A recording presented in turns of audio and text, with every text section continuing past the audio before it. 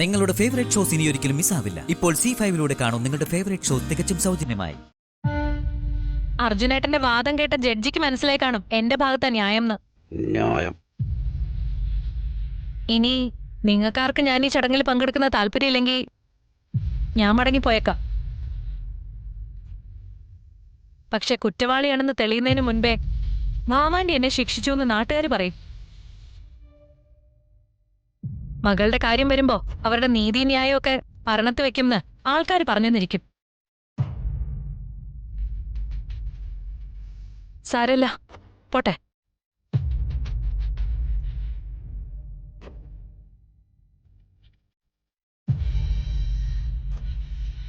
ഇപ്പൊ ഭാമാണ്ടി തിരിച്ചു വിളിക്കും. അവരുടെ വീക്ക്നെസ്സിലാ കയറി പിടിച്ചിരിക്കുന്നത്.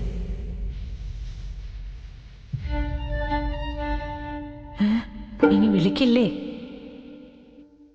സുസ്മിത,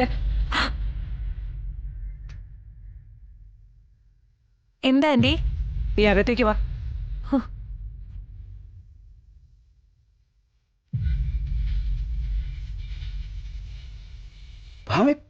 നീ എന്തേ കാണിക്കുന്നേ?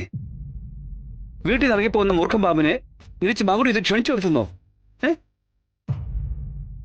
അവള് വരട്ടെ രാഘവേട്ട. നീ ഇങ്ങ് വാ.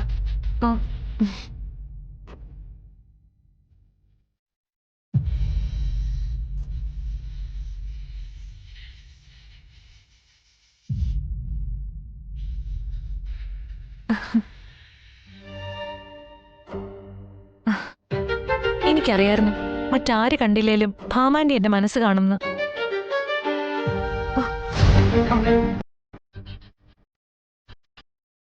ഞാൻ ശരിക്കും ഇപ്പം നിന്റെ മനസ്സ് കണ്ടു തുടങ്ങുന്നേ ഉള്ളൂ. ഞാനൊരു മണ്ടിയാണെന്നൊന്നും നീ കരുതരുത്.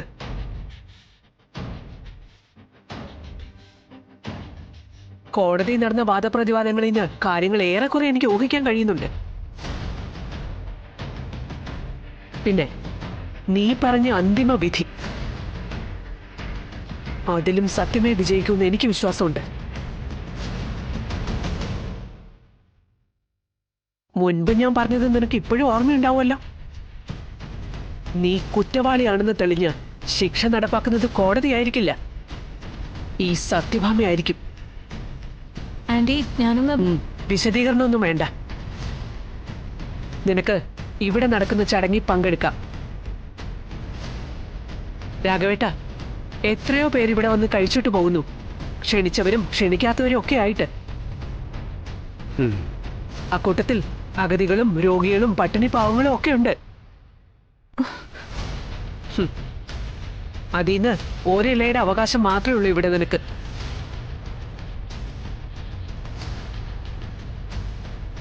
ഇനി നിനക്ക് അകത്ത് പോകാം.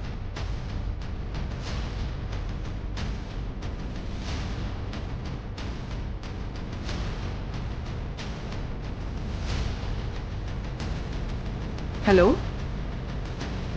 ആ ശരി.